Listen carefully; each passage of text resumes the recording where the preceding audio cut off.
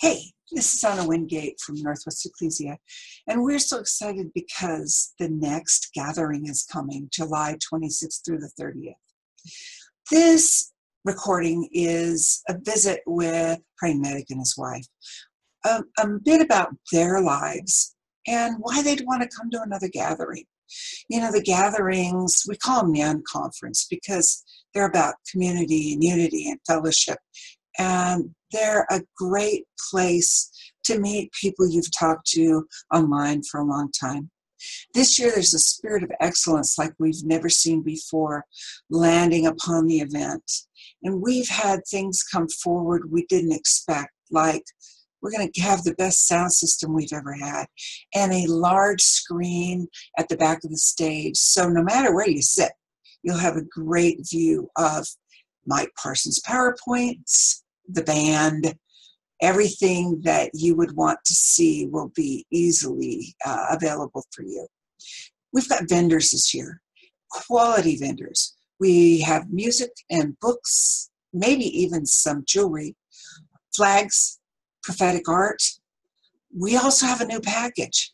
This year, you can get an inclusive package and have all your meals catered if you just don't want to have to try and find a restaurant on breaks. That package is, I'm shocked because to me it's expensive, to be real honest, but it's our number one seller.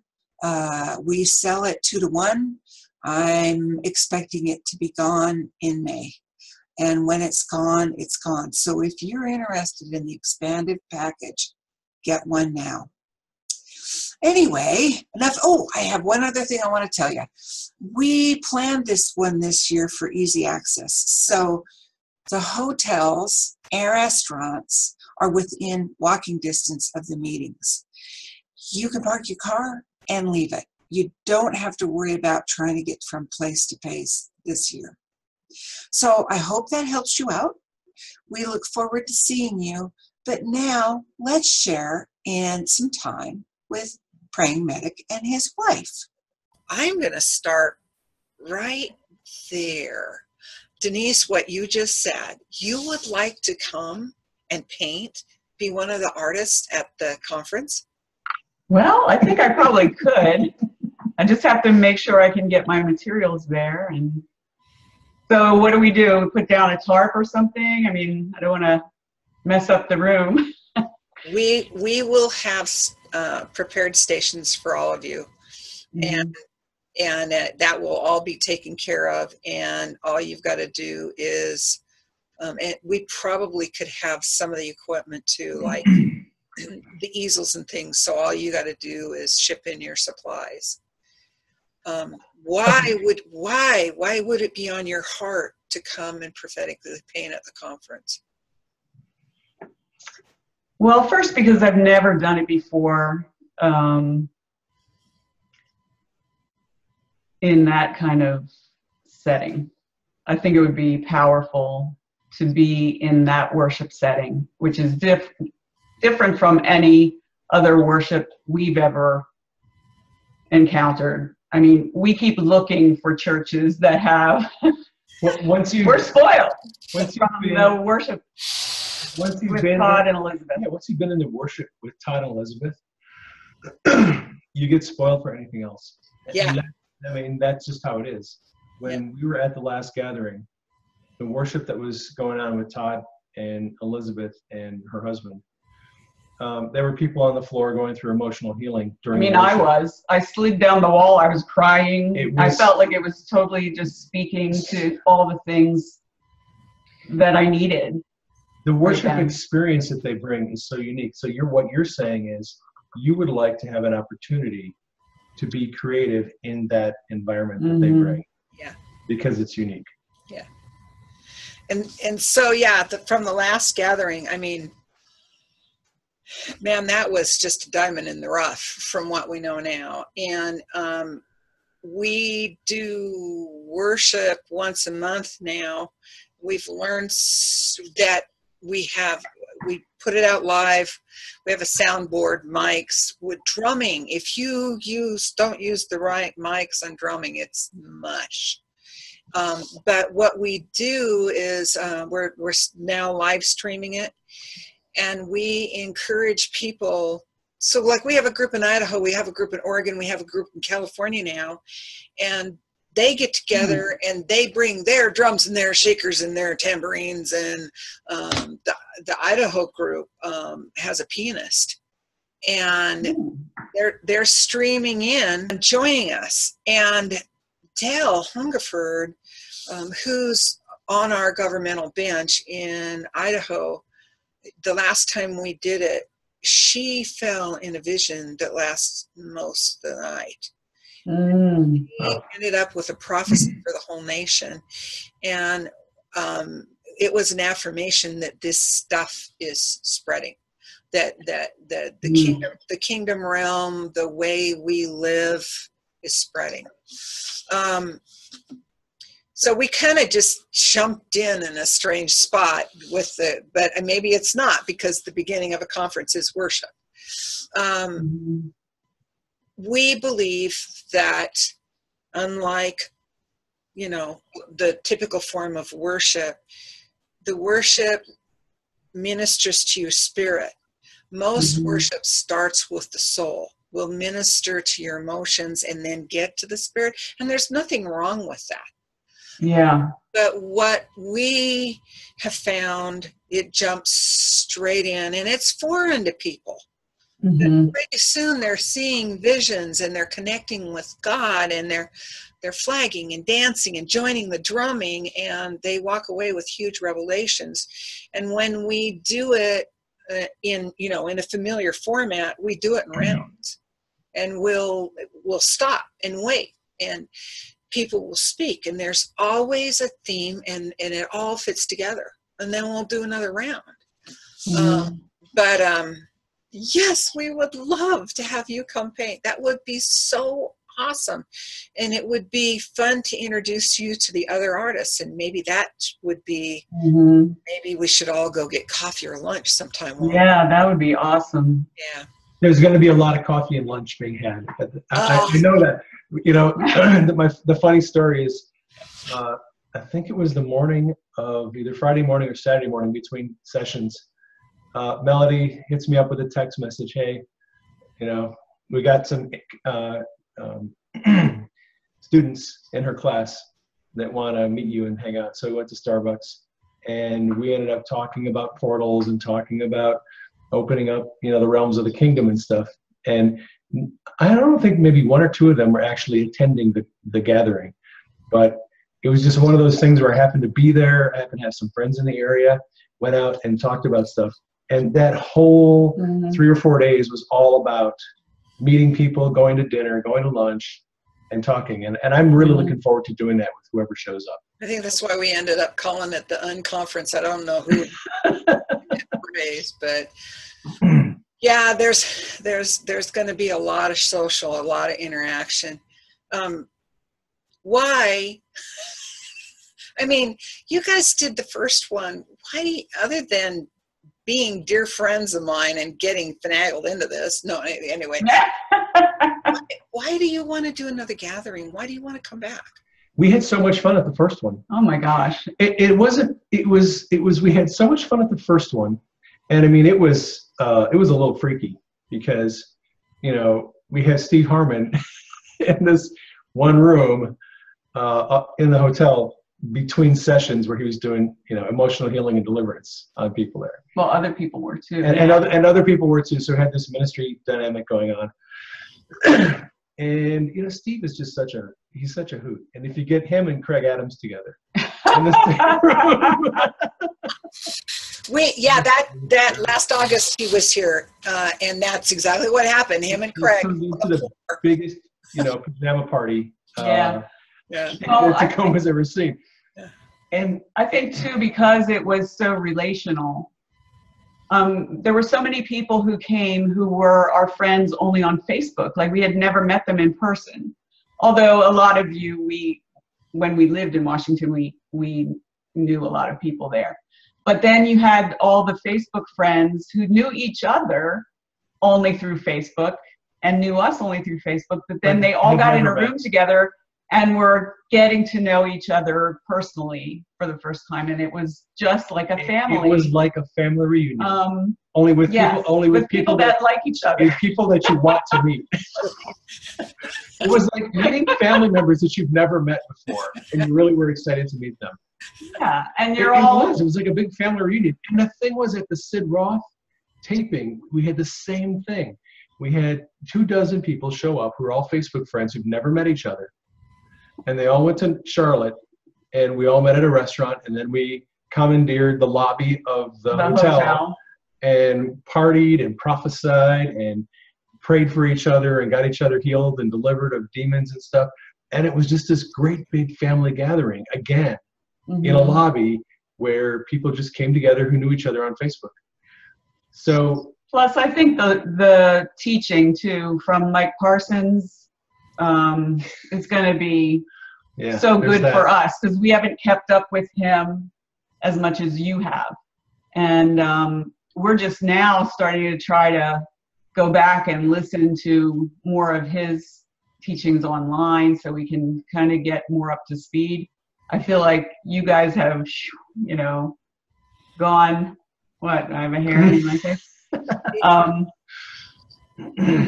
You've gone to another level, and we're excited to go there too. So it's just like, Dave made a comment before you were on that we'd caught on to something, and I'm like, no, it was all organic. It just kind of fell into place.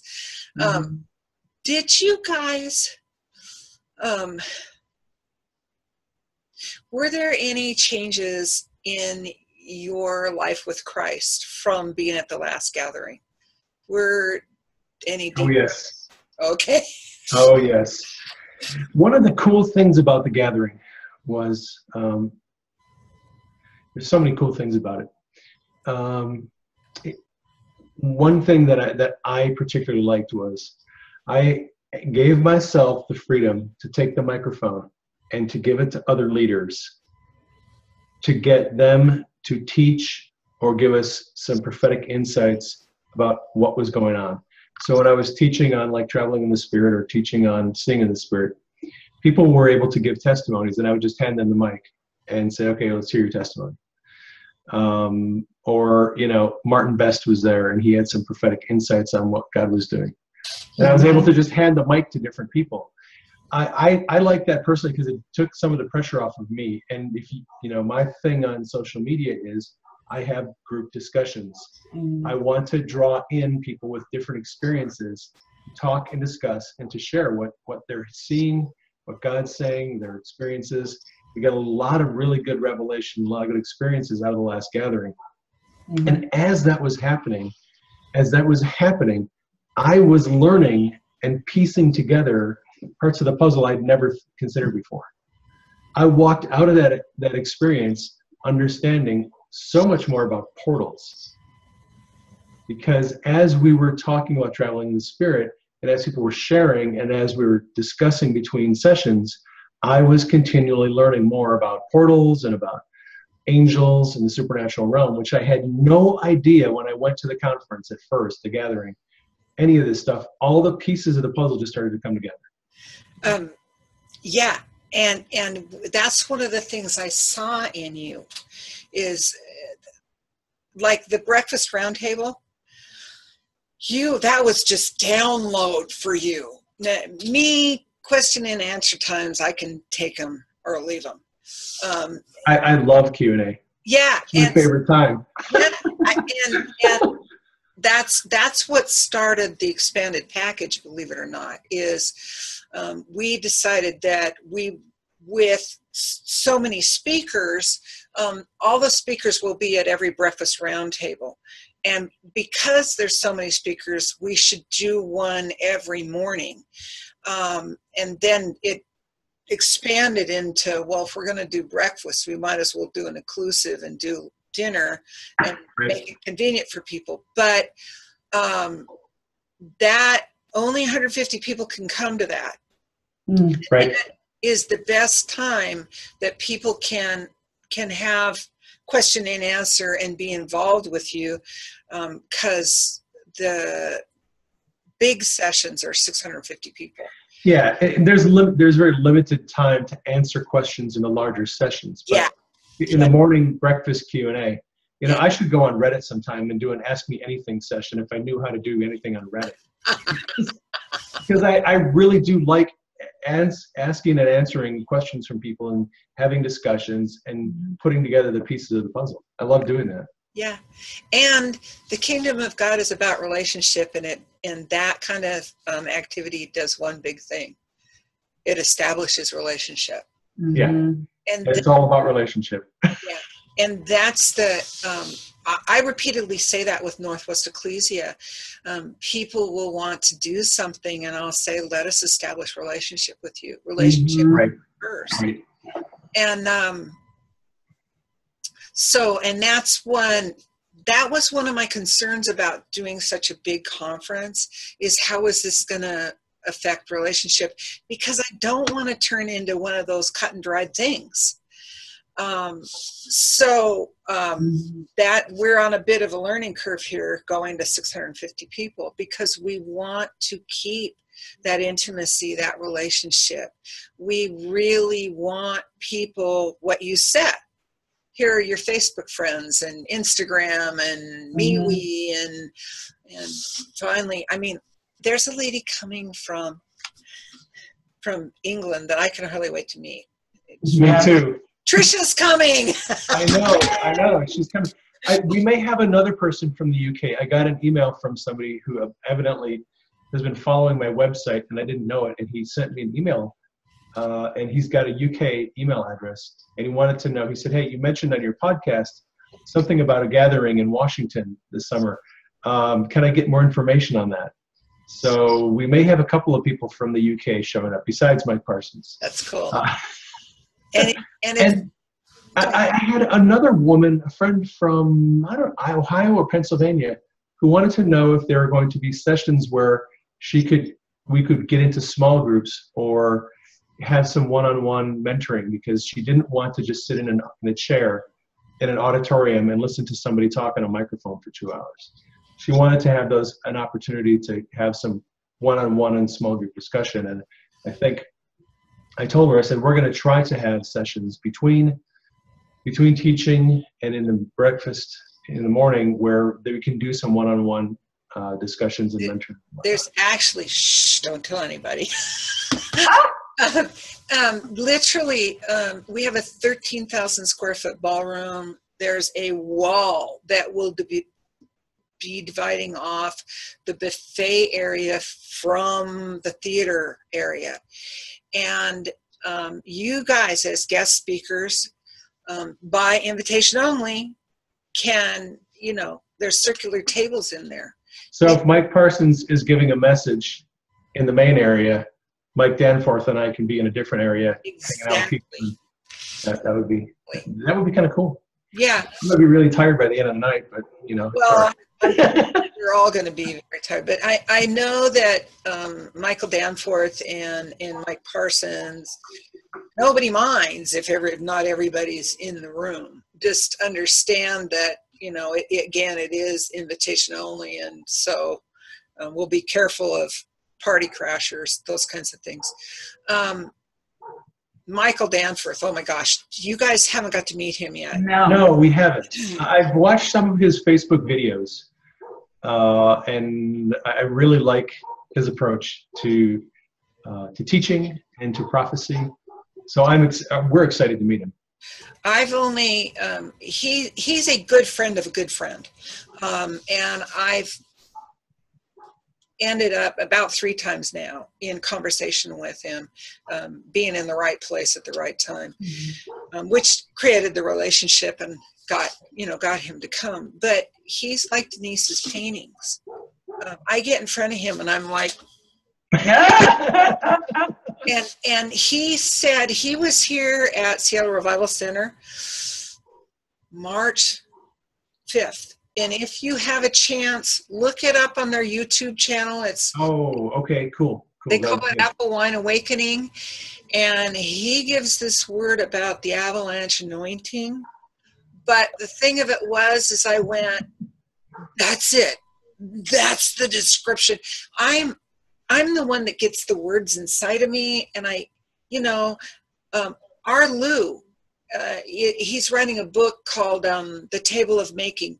The guy is a wordsmith. He ought to write poetry. It just flows. And that's the way, when the spirit of prophecy hits Michael Danforth, same thing. I think he could write poetry. And so I stole the quote from that video, and this is what he wrote.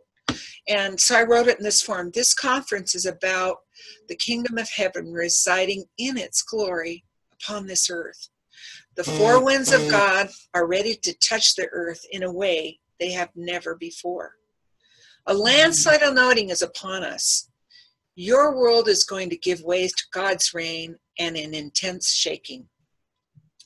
A treasure inside of you is ready to come to light.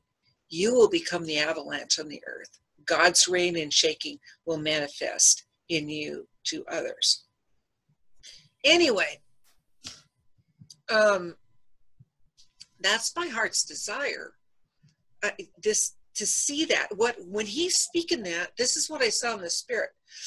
I saw me running down a mountain with the avalanche just on my heels.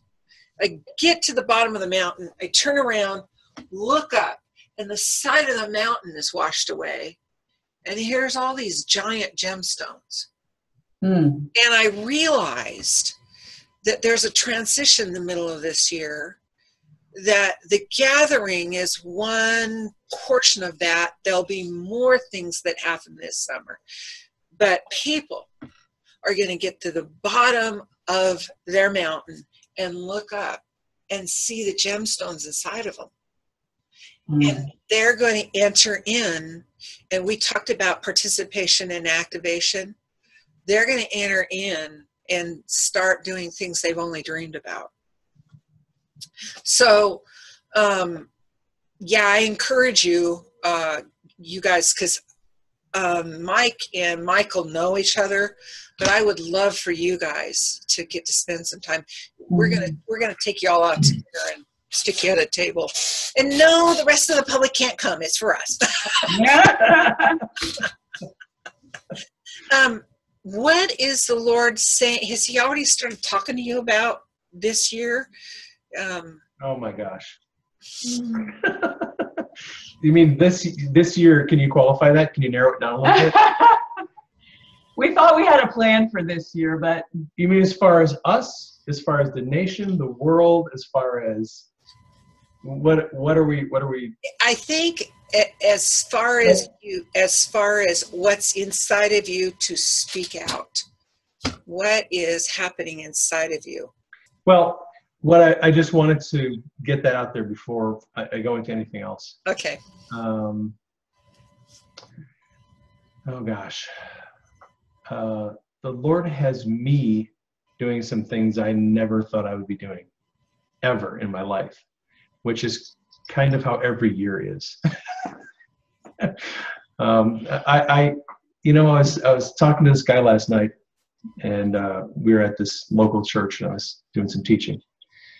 And we were talking about the path, and he said, the Lord showed me that I'm coming to a fork in the road, that one path is going to go straight on, and there's another path that I'm being given an opportunity to go on, and I can't see any distance down that path. I know the road that I'm on.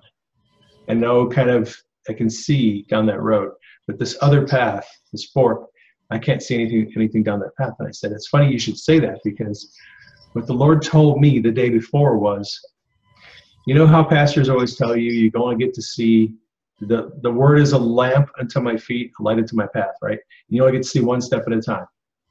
You take that step, and then you see the next step, and then you take that step.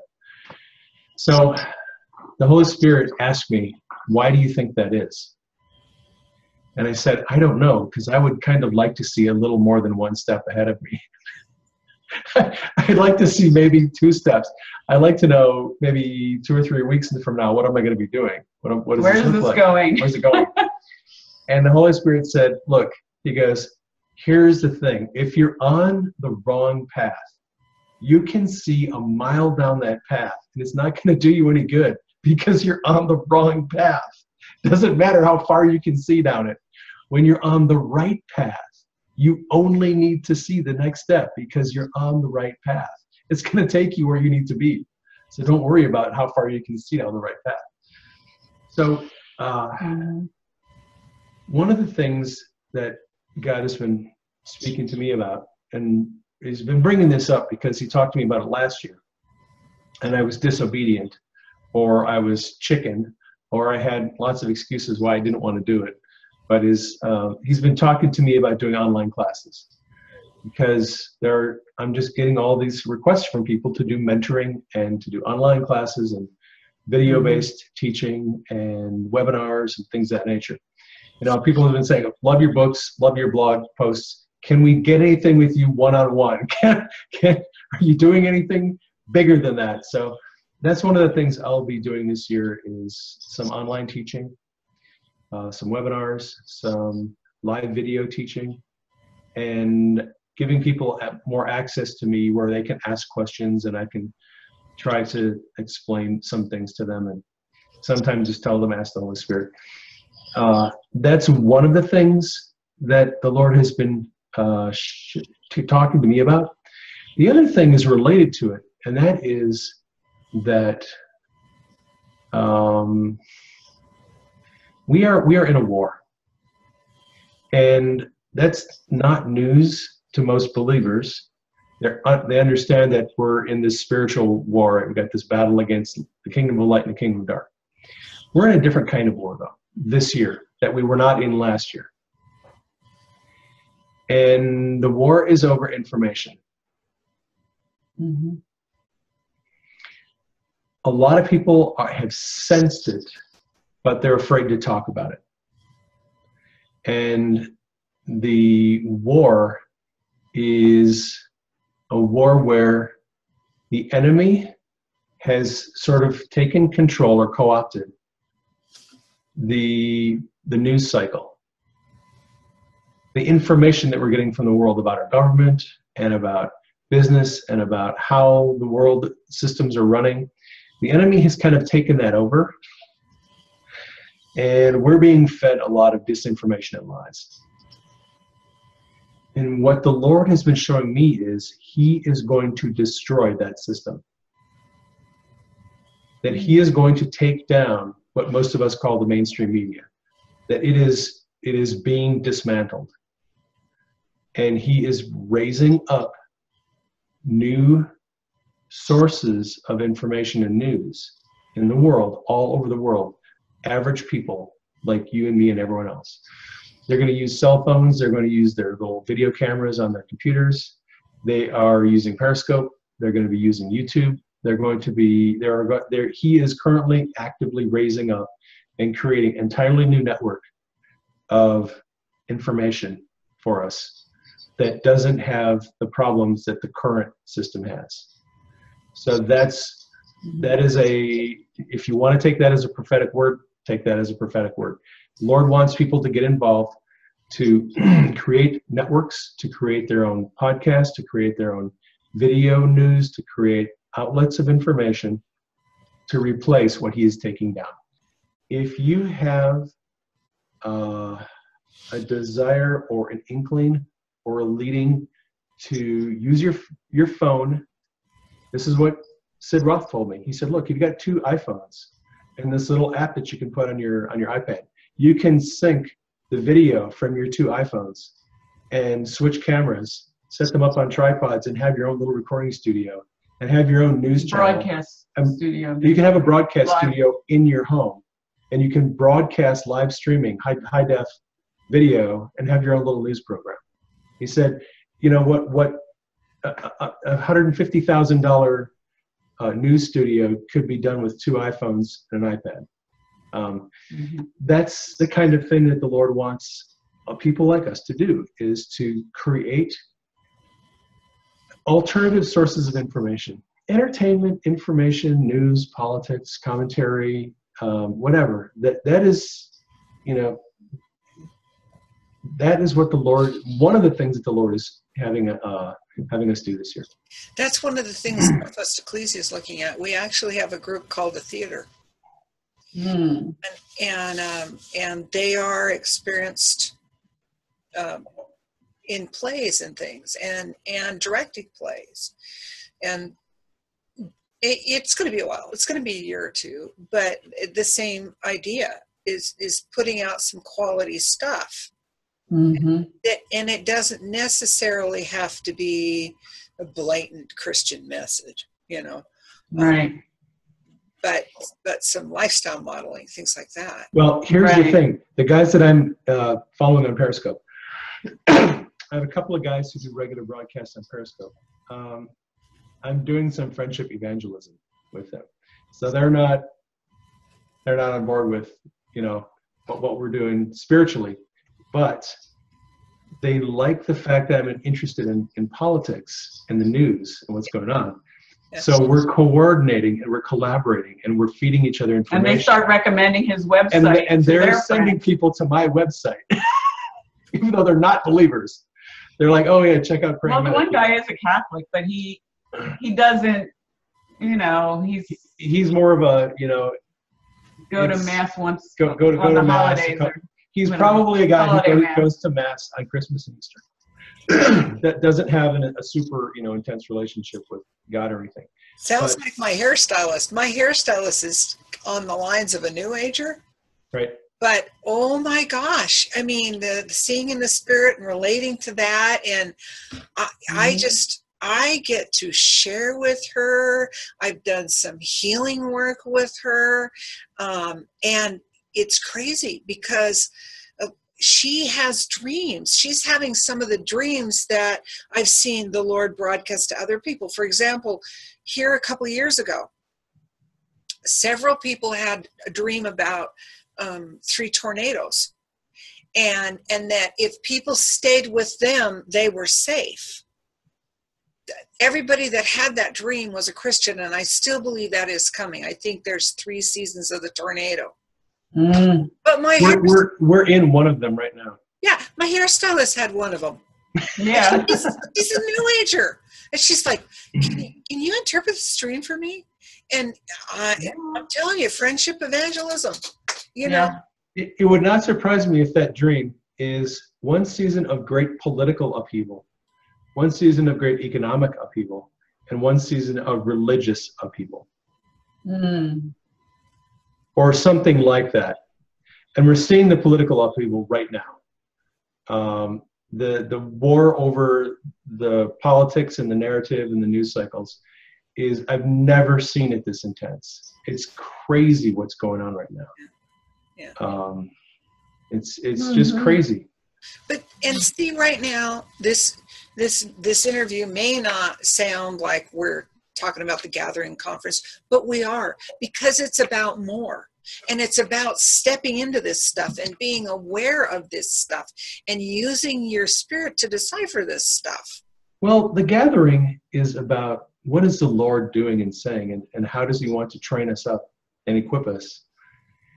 And this is what is our role? And what is our role in that? And exactly.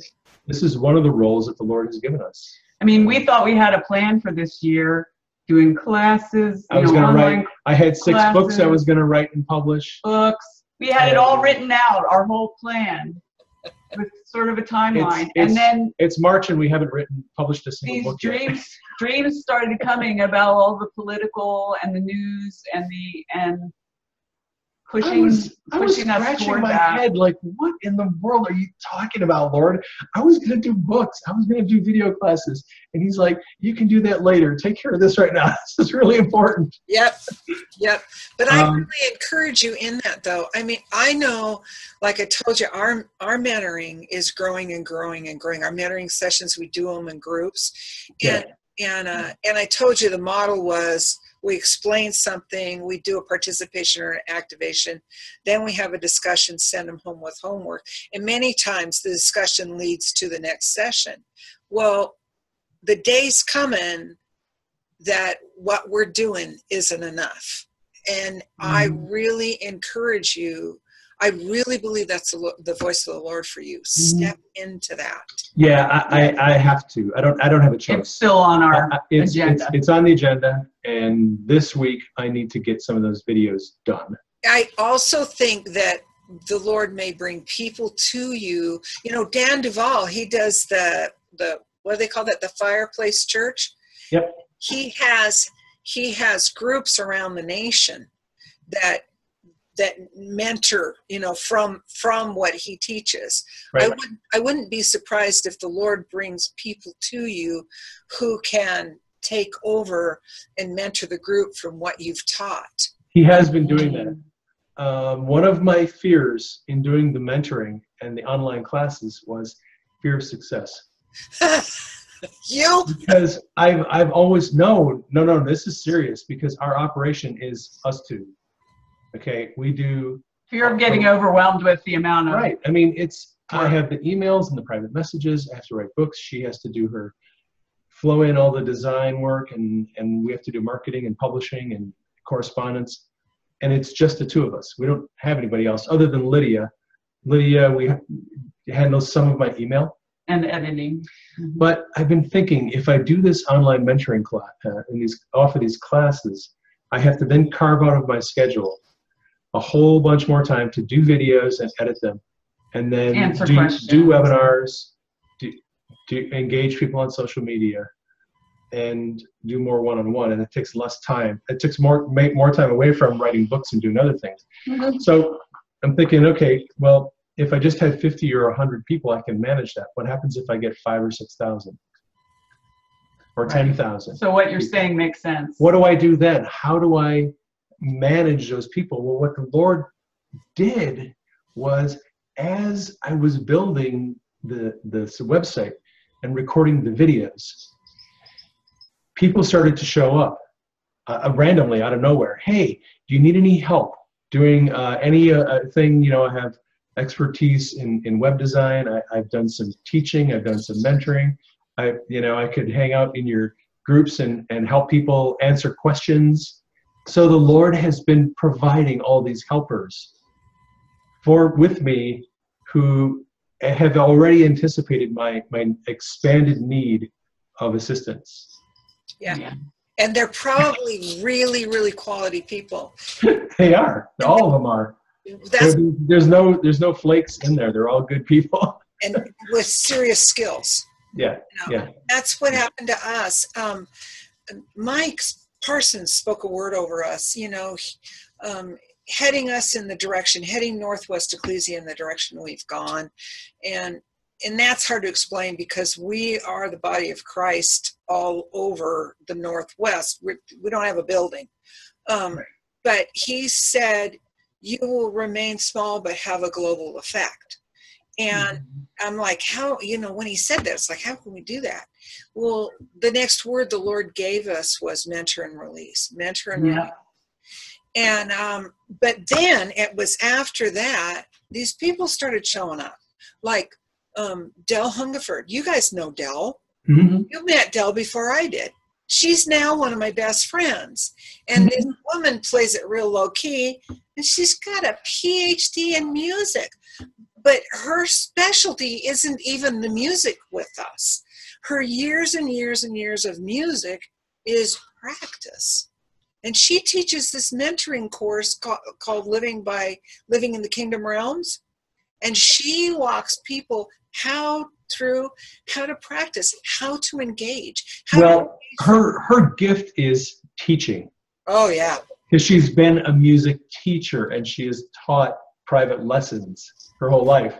So now she's taking her teaching and her teaching lessons and mentoring and doing it for the kingdom. Yeah. And I'm not going to teach you clarinet today. We're going to teach you. Yeah, exactly. And if it gets too serious, you get a course in Little Bunny Foo Foo. No, anyway. It's so funny. But we've just had these people arise.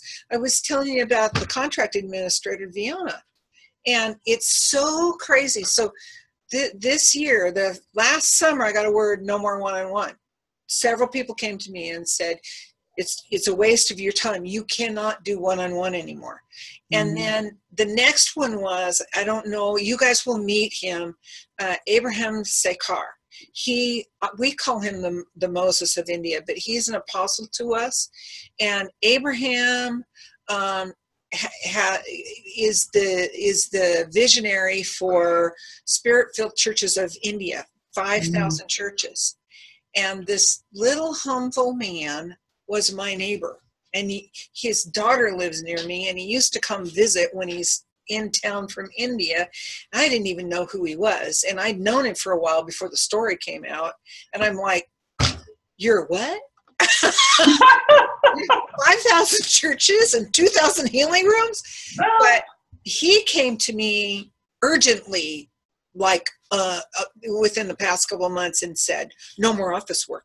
I have a word from you from the Lord. No more office work. Wow. Fiona shows up. Fiona is a contract administrator for a company. Not only can she read them and filter through them in a heartbeat, but anything to do with typing in computers, what would take me 2 hours to do, she does in 15 minutes. And that's what I see for you guys. You're already speaking it, that these people are going to appear. The people that I call them the I want more people. They're the people who want to enter the kingdom and live in the kingdom, live by their spirit man, and just be visitors here on earth. But so many people right now don't know how. And that's my overarching motivation for doing something like the gathering, the vision for the gathering. And we talked about that before we started the video. And that's why you guys play such a big role, not because you're dear friends, but because in your spirits you get all that and you operate in every avenue. You guys understand the healing portion of it.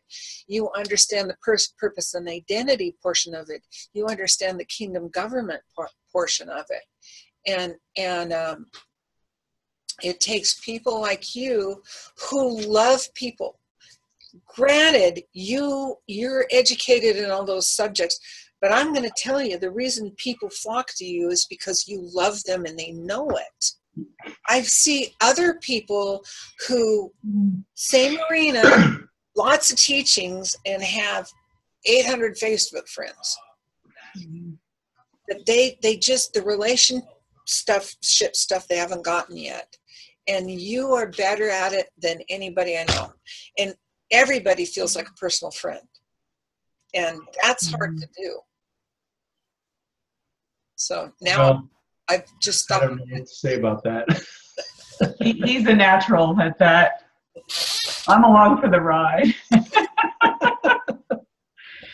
I get to participate. I get energized being around people. And since I'm living here in my little cave, my getting to be around people is on Facebook. Oh, I know, and you're really excited. I mean, you're talking about partying in the evenings after the conference. It's going to be good when we get together. Yeah. Well, and you know, not that it really matters, but that's my personality type coming out.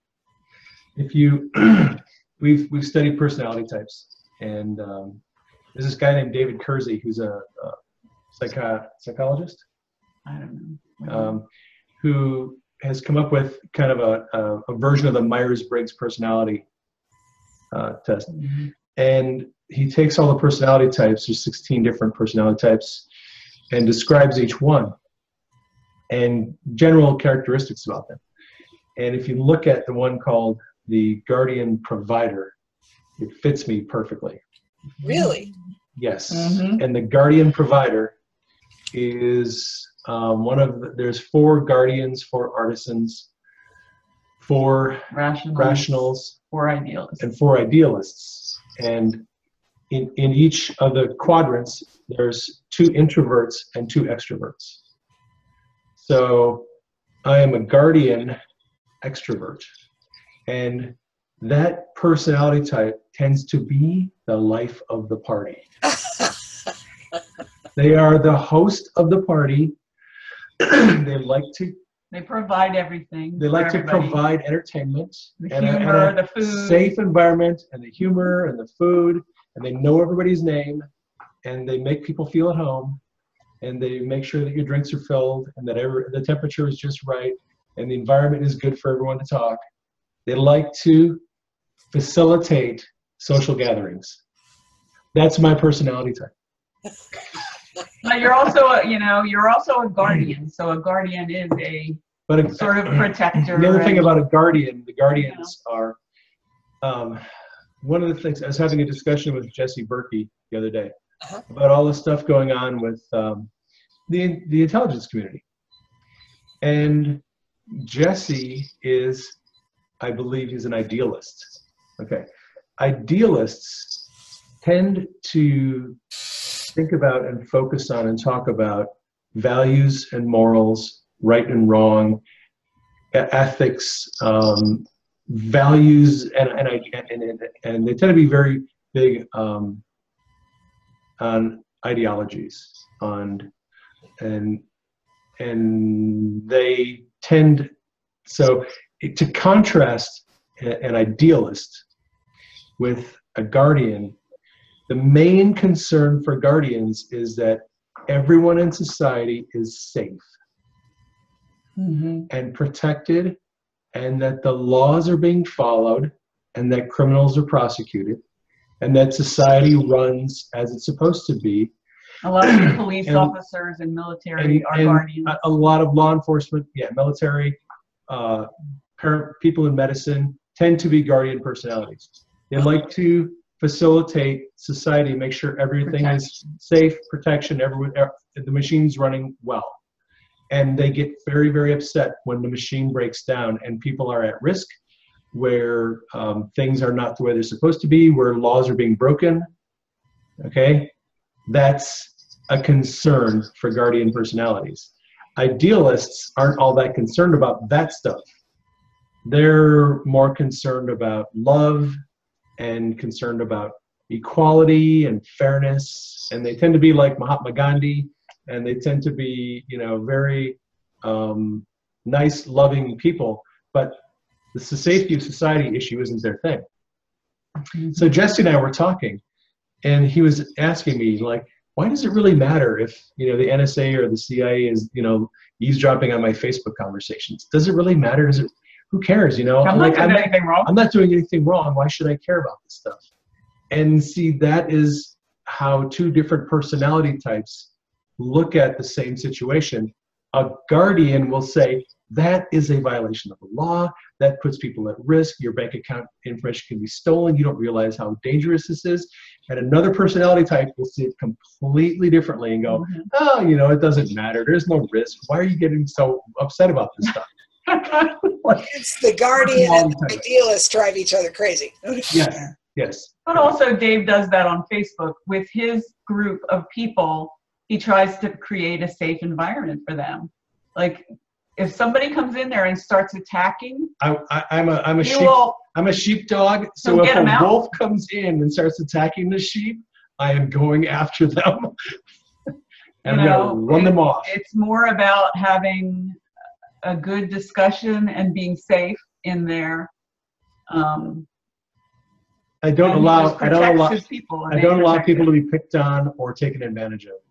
If I sense that one of my friends is being picked on or taken advantage of, there's going to be hell to pay. I will politely disinvite the person who's doing it. And if they get ugly with me, I will punch them in the nose. Pretty much. And see, to me, you do it so much better than me, because I take X amount of it and turn them off. And I think I do it way more abruptly than you do, but I'm also not as focused on, I'm more focused on the vision than on the interactions on Facebook. In fact, I'll read stuff on Facebook regularly, and then I'll think, I haven't posted anything in a few days. I need to share some stuff. And it's just automatic pilot. You're emanating what's coming out of you. Right. And the thing is, when I'm in Facebook mode, I am setting up articles and things to post 2 and 3 and 4 days ahead of time. Yeah. On other websites that I get information, I get stories, I get blog posts and videos, and I set it all up because I want to be a content provider for my community. My community is huge. I'm really, really dedicated and devoted to feeding my community and taking care of them and making sure that the environment where we can discuss things is safe. Didn't you tell me that your website gets 40,000 hits a month? Yes. Wow. Yeah, I know, it's crazy. It's just been exponentially growing. Last year at this time, we were getting about 20,000, and it's almost doubled in a year. Yeah, it's growing. People really like the things that are being posted on there. And there's going to be a lot more coming up. I'm going to do a lot more videos in the future. So now that I have some nice shirts to wear. Now that you're pretty. Yeah. I think about the thing about the broadcaster. Nice shirt and top, trench pants on the bottom, or your shirt. Exactly. Yep. Yeah. So, well, guys, I just really thank you for your time. You know, we're going to also do interviews of Mike Parsons and Michael Manforth. We want people, you know, to have an introduction, maybe a bit of a different view of you than they've seen before, and give them a gist of what the gathering's about and why it's, you know, different than the standard format conference. A couple of things they ought to know are, or people who are listening, you should know that seriously, if you're going to get the expanded package, you better do it quickly. That the bigger package is the one that's selling the most, and I bet you it's gone by the middle of May. March, we are offering the MP4s, the videos of the worship, and we're offering autographed copies of Seeing in the Spirit Made Simple. And Dave, I bet you didn't know that, but I already have the autographed copies. And Michael Danforth's Guardians of Spiritual Maturity. I really want to read that book. I need to order it. And we're going to ask him to sign copies. And that's the package we're giving out if you register in March. April, be careful, because May 1, the registration prices go up $50. So the sooner you register, the better off you are. So don't delay. Yeah. Act now. Operators are standing by. Yeah. And then there is talk about doing it again. And we're praying about it. We've had people ask. We had people ask last time we did the gathering. But we're thinking the Lord's calling us to do it in other areas, like around the nation. We don't know when. So if you're interested in that, please pray into it. So guys, is there anything else we need to cover before we turn off the recording? Well, I was just going to say, we really look forward to meeting everybody that decides to come, because it ends up being people who are of like mind, and people who operate in the prophetic and are, you know, very willing to step out. And if you've never been to any of these gatherings, you're in for a wild You're treat. in for something different. Meeting people that you didn't even know existed in your area of the world, in the Northwest. And here's the thing about the gathering. You're not allowed to latch on to one of the speakers and dominate the conversation with them for 2 hours. Right. Don't be that person. What you are allowed to do is to hang out in the mosh pit with all the other people and make friends and meet people and connect with other people, because, you know, really, I mean, it's easy to take a look at someone who's written some books, or like Mike Parsons, who's mentored thousands of people, put him up on a pedestal, anointed man of God. I just want to hang out with him and, you know, sit at his feet and have him teach me. Look, there are so many people that are going to So be many here people at there. at the gathering who have incredible insights, incredible experiences, great revelations, stories to share. It's a gathering of a lot of very gifted, talented people. Don't waste your time getting focused in on one person, because there's lots of cool people to hang out with. Well, plus it's about function and not who they are. I mean, Yeah. I talked to Mike and he goes, okay, I'm getting off. I got to go get my grandbaby from school.